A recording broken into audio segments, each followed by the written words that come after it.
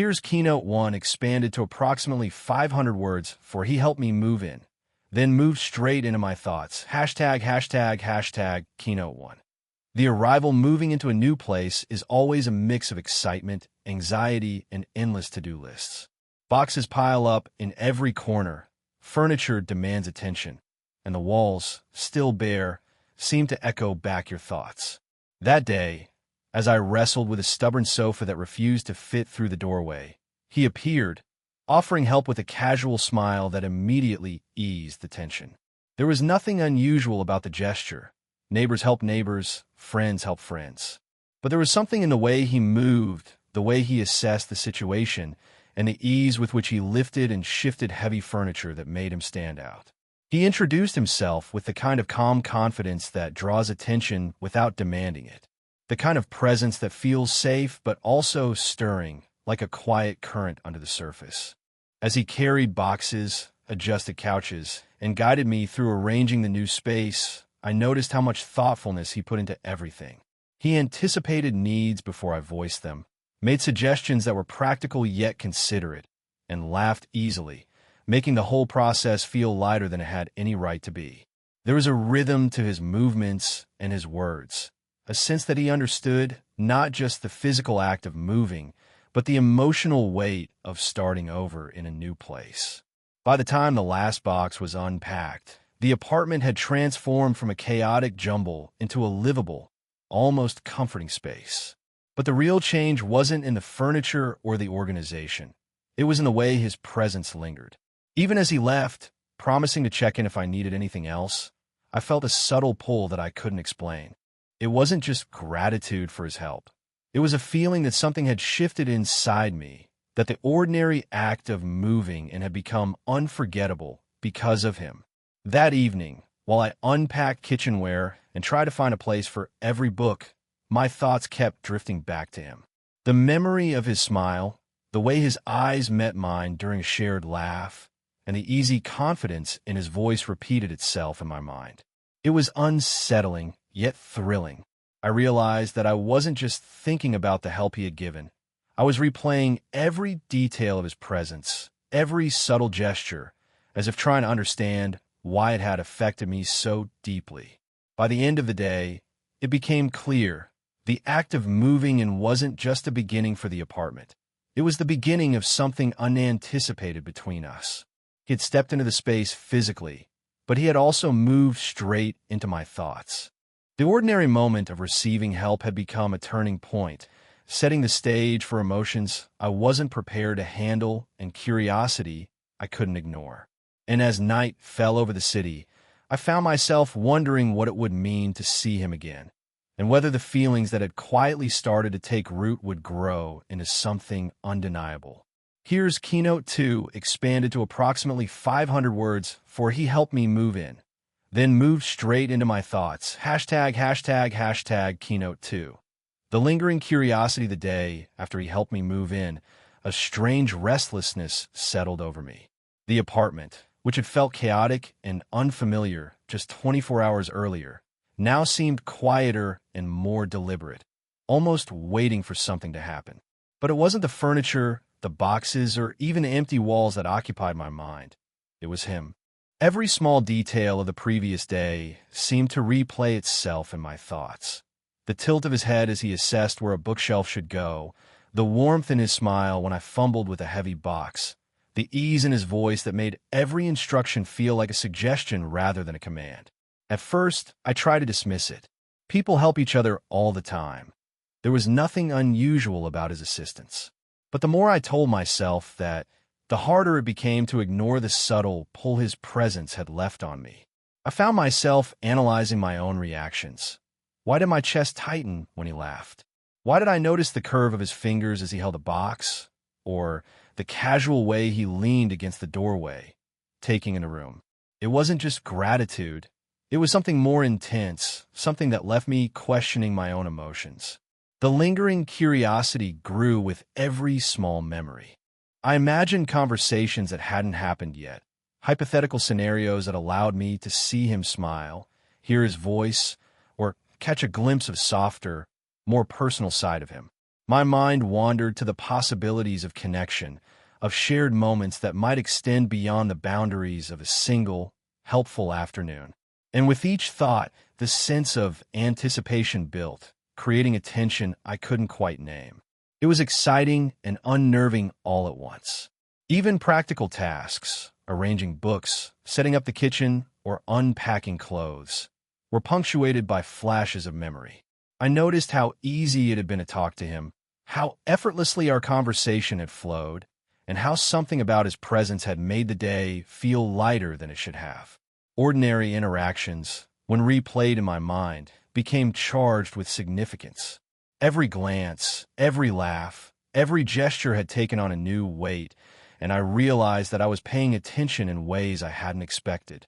The more I thought about him, the more I recognized the subtle pull between us. It wasn't overt. It wasn't as if he had said or done anything inappropriate, but there was an undercurrent, a quiet electricity that left me both curious and cautious. I couldn't predict what he was thinking, and that uncertainty made every imagined interaction all the more thrilling. I began to wonder, was he aware of the effect he had on me? Or was this all in my own mind, a product of heightened awareness and overactive imagination? By the end of the day, it was undeniable. Something had shifted. The apartment had become more than just a new home. It had become a space charged with possibility. He had left a mark that wasn't visible on the walls or furniture, but was lodged firmly in my thoughts and emotions. The curiosity that had begun quietly now demanded attention, setting the stage for attention that neither of us could ignore. And as the night fell, I realized that seeing him again, or even thinking about him, was no longer a choice. It had become an obsession, one that promised excitement, confusion, and perhaps a change neither of us could have anticipated. Here's Keynote 3 expanded to approximately 500 words for He Helped Me Move In. Then move straight into my thoughts. ####Keynote 3. The attraction becomes noticeable. The days that followed his help with moving in were filled with an odd mixture of routine and anticipation. Life in the new apartment continued. Boxes were unpacked, furniture rearranged, and chores completed, but none of it felt truly normal anymore. My thoughts kept circling back to him, replaying moments from that day over and over. At first, I told myself it was harmless. After all, he was kind, capable, and easy to talk to, but the intensity of my attention began to surprise me. It wasn't just curiosity anymore. It was an undeniable attraction that made every interaction feel charged with energy. It started subtly. When I saw him coming up the stairs or walking past my apartment door, my chest would tighten. When he spoke, even the most casual remark felt loaded, and his laugh echoed in my mind long after it was gone. I noticed myself adjusting my movements and gestures unconsciously, aware that he might see me, even if there was no reason he should pay special attention. The ordinary boundaries of neighborly interaction had begun to blur, and I couldn't help but feel both excited and slightly embarrassed by the way my mind and body reacted to his presence. Even small conversations became moments of heightened awareness. Asking for help with a simple task, such as adjusting a curtain or hanging a picture, was no longer just practical. It was an opportunity for proximity, for shared smiles and glances that seemed to linger just a second too long. There was an electricity in the way he listened, the way he offered advice, and the subtle attentiveness that hinted at a deeper awareness of me, even if it was unconscious. Each interaction left me replaying every word, gesture, and expression in my mind, searching for signs that the feelings might be mutual. It was during one particular afternoon that the realization hit me with undeniable clarity. We were rearranging furniture together in the living room, a mundane task that suddenly became intimate. Our hands brushed lightly as we lifted a chair, and the unexpected contact sent a jolt through me. For a moment, time seemed suspended, and I became acutely aware of his proximity, the warmth of his presence, and the ease with which he made me feel seen. My heart raced, my thoughts scattered, and yet I couldn't help but savor the intensity of the moment. It was no longer just about moving in. It was about noticing him, feeling drawn to him, and experiencing an attraction that demanded recognition. The attraction was mutual, or at least that's what my instincts whispered. I noticed subtle signs. The way he held eye contact a fraction longer than necessary. The small smiles that seemed to appear when he thought I wasn't looking, and the casual touches that lingered just a heartbeat longer than they should. It wasn't overt, but it was there, a delicate dance of awareness and tension that neither of us could fully ignore. By the end of the week, the attraction was undeniable. The apartment had become more than a living space. It had become a stage for tension, anticipation, and unspoken emotions. I knew that the days ahead would be shaped by this growing connection, a magnetic pull that had moved beyond simple curiosity and into the territory of something far more compelling and far more dangerous. Here's Keynote 4 expanded to approximately 500 words for he helped me move in, then moved straight into my thoughts. #####, Keynote 4. The unspoken connection intensifies the tension between us had become palpable, and I couldn't ignore it any longer. Every time I saw him, my heart would quicken, a knot forming in my stomach. I began to look forward to his visits, even when they were for simple things like fixing a leak or answering a question about the building. Each interaction, no matter how casual, seemed to carry an unspoken weight that neither of us dared acknowledge, yet both of us felt it. It wasn't just the little touches or lingering glances anymore. It was in the way our conversations deepened, the way we began sharing more than just pleasantries. I started telling him things I hadn't expected to share with a neighbor, a funny story from my childhood, a personal anecdote about my last job, a stray thought I hadn't quite formed. And he, in turn, began to open up more. I could sense the shift in his demeanor. The walls that had once kept him reserved were starting to fall away, piece by piece. We began to talk about our lives in a way that felt personal, real, and unexpected. But the most striking shift came in the way we looked at each other. The casual, polite smiles had turned into something softer, more intimate. Sometimes when we spoke, there was a quiet understanding in the air, an awareness that neither of us could fully voice, but that we both understood. The connection was becoming undeniable, yet neither of us dared to cross the line. The chemistry between us was magnetic, but I could sense that we were both hesitant, unsure of how to proceed, and deeply aware of the potential consequences.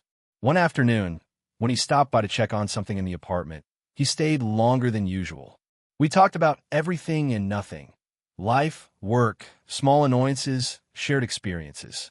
I noticed how comfortable we had become around each other, how the awkwardness of the first few days had melted away, replaced by something far more dangerous: familiarity.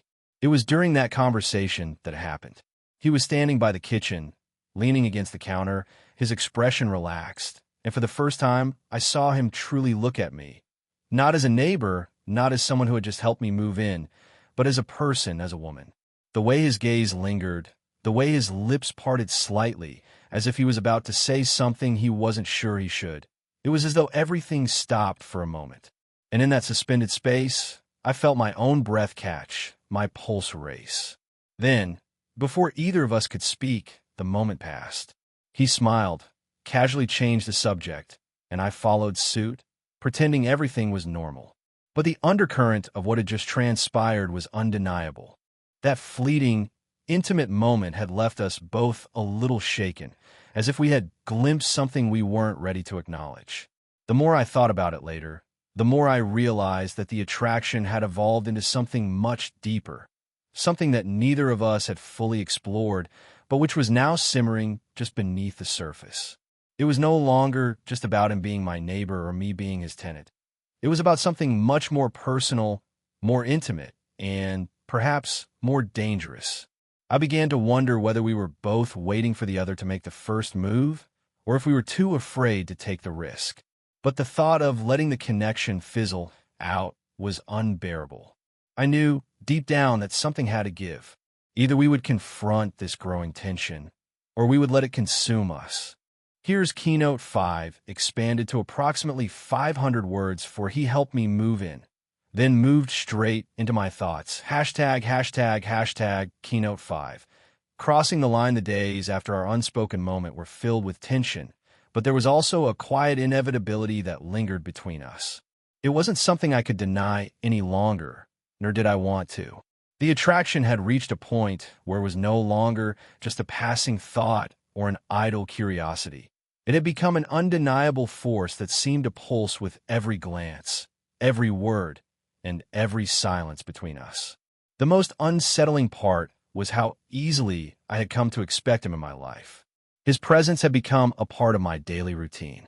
Even when he wasn't physically around, I felt his absence. When I unlocked my door and stepped in my apartment, I found myself wondering what it would be like if he were there too. When I sat down to read or work, my mind would wander to thoughts of him. It was a constant undercurrent that had seeped into my thoughts like an addictive pull, and I found myself craving his presence more than I cared to admit. But the truth was, neither of us had made any move yet. We danced around the attraction, afraid to take the first step.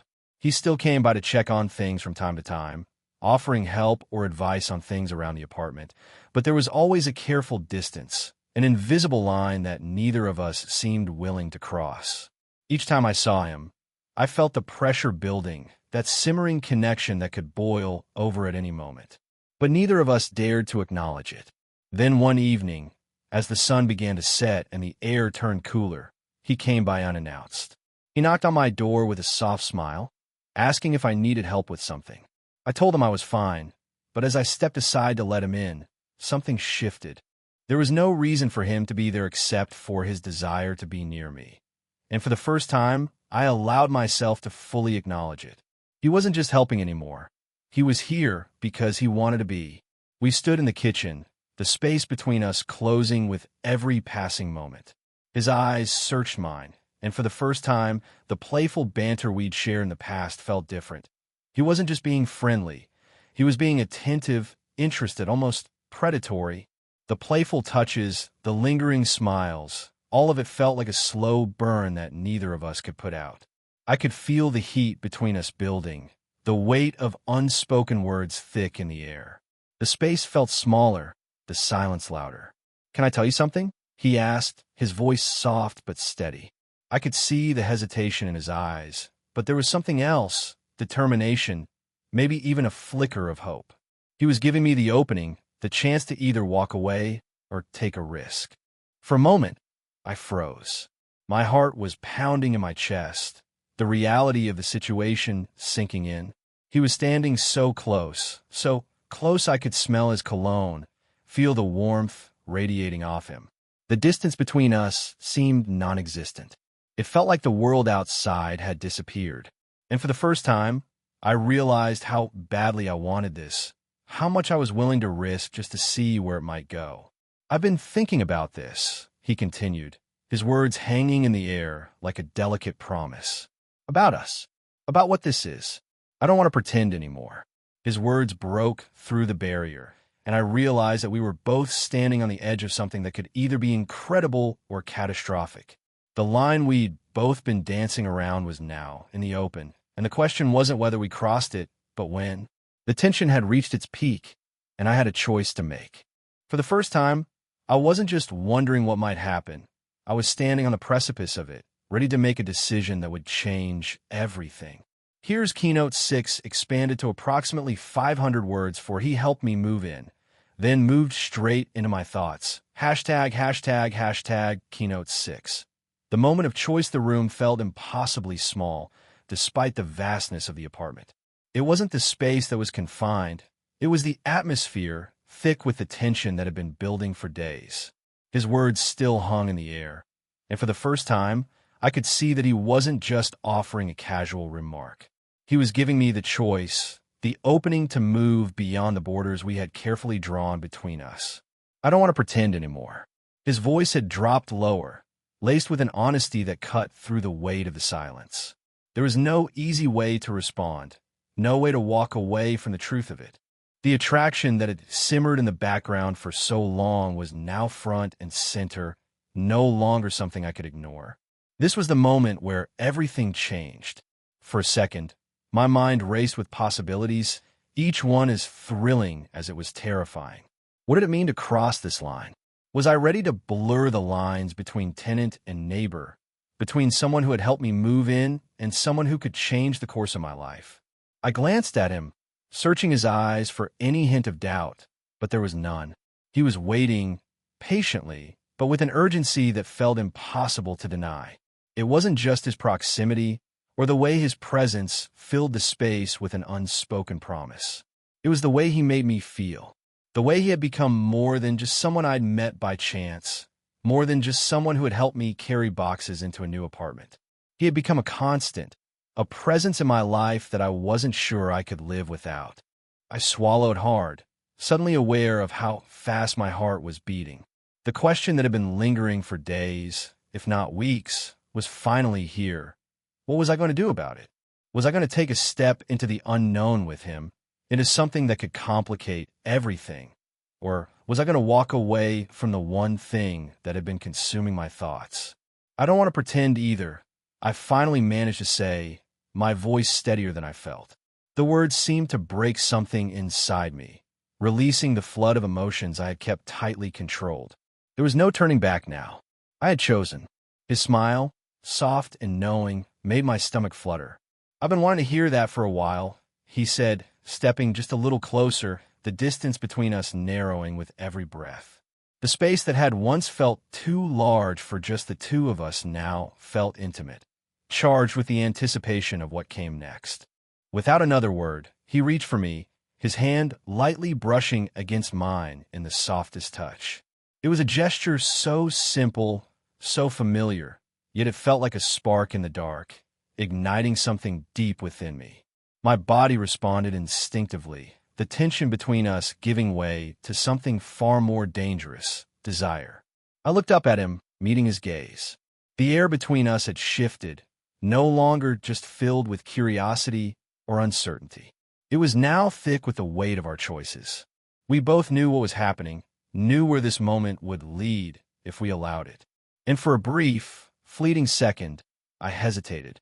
There's a part of me that worried about what it would mean for our living situation, about the consequences of letting things get too complicated. But that part of me was small, overshadowed by the magnetic pull between us. I couldn't ignore it any longer. His fingers traced a path down my arm, sending a shiver of anticipation through me. "Are you sure?" he asked, his voice low, almost a whisper. I nodded, my answer clear. There was no room for doubt anymore. We had both crossed the line without even realizing it, and now there was nothing left to do but see where it took us. Here's Keynote 7 expanded to approximately 500 words for he helped me move in, then move straight into my thoughts. #####Keynote 7. The aftermath of a choice the night we crossed the line was one I couldn't forget. It was as if a door had opened between us, one that neither of us could ever fully close again. The air felt different in the apartment, the spaces between us now filled with an electricity that hadn't been there before. I could feel the weight of the choice we'd made, and though there was exhilaration in the unknown, there was also a quiet undercurrent of anxiety. The next morning, when I woke up and found myself alone, the room seemed to hold the echoes of everything that had happened between us. I couldn't stop replaying the details in my mind. The way he'd touched my skin, the way our lips had met, tentative at first, but then deepening with urgency, as though neither of us could quite stop once we started. I could still taste the lingering traces of his kiss, and the memory made me ache with the desire for more. But then came the quiet aftershock. What now? What would this mean for us, for the apartment, for everything we'd built up until this point? There was no guidebook for this, no clear roadmap to follow. I hadn't expected this, the intensity of what had happened, the immediate shift from mere curiosity to something deeper, something that felt almost inevitable. But it didn't feel simple, and I knew neither of us could pretend it was. I walked around the apartment that morning, unable to focus on anything. I couldn't help but wonder if he felt the same overwhelming sense of uncertainty, or if he was more composed, more certain than I was. I thought about the way his eyes had looked at me after, soft, yet full of something I couldn't quite name. Had he been as affected as I was? Or was this just a fleeting moment, a consequence of a long brewing attraction that had finally come to a head. When I saw him later that day, the tension between us was palpable. The casual way he knocked on my door, asking if I needed help with something around the apartment, felt almost surreal, as if nothing had happened at all. But the way his gaze lingered on me, just for a second longer than usual, told me everything. We were both still processing the weight of the night before, and in some ways, that made it harder to face each other. There were no words to break the ice, no easy way to navigate the change between us. I invited him in, trying to act as normal as possible, but I couldn't ignore the way the air between us felt thick with unspoken things. He helped me rearrange the kitchen shelves, but every small movement felt deliberate, as if we were both dancing around the same question. "What now?" "About last night," he began, and I felt a wave of nerves rush through me. There it was, the conversation we both knew was coming. I held my breath, unsure of what he would say, unsure of what I was ready to hear. But before either of us could speak again, the doorbell rang. An interruption, a reminder that life outside of this strange new dynamic still existed. The moment of confrontation, of resolution, was postponed yet again. The rest of the day passed in a blur of awkwardness, fleeting glances, and a steady undercurrent of anticipation. Later that night, as I lay in bed, I realized that the quiet between us was no longer filled with curiosity. It was filled with the weight of uncertainty. We had crossed a line, but the aftermath, the emotional complexity, was only just beginning to unfold. The connection we had forged was undeniable, but the question remained, where do we go from here?